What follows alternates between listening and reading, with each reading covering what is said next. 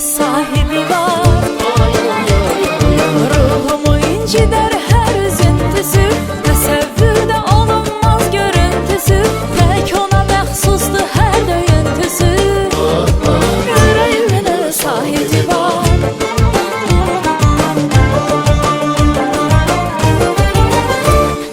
Biri var, o mənim ürəyimin və hisslərimin hakimidir. Biri var, o mənim xəyallarda qurduğum insan kimidir. Biri var, biri var, o mənim ürəyimin və hisslərimin hakimidir. Biri var, o mənim xəyallarda qurduğum insan kimidir. Biri var.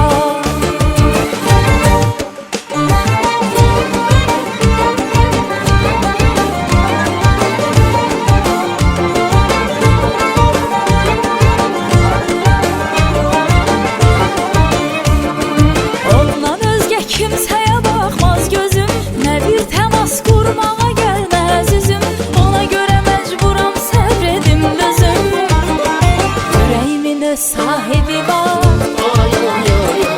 Ruhumu incider hər üzüntüsü, təsəvvürdə olunmaz görüntüsü, tək ona məxsusdur hər döyüntüsü. Ürəyimin öz sahibi var.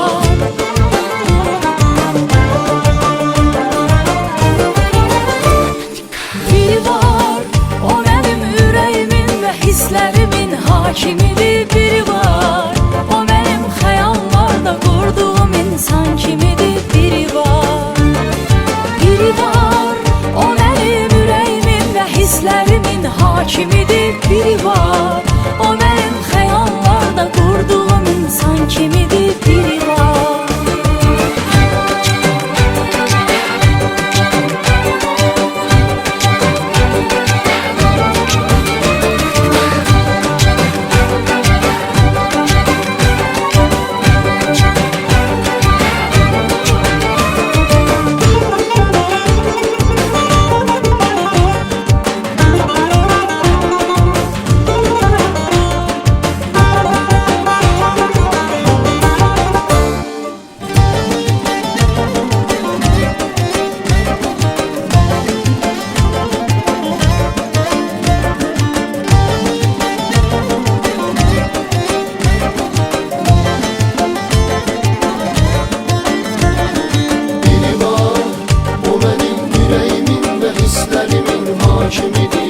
Biri var, o mənim xəyallarda qurduğum insan kimidir.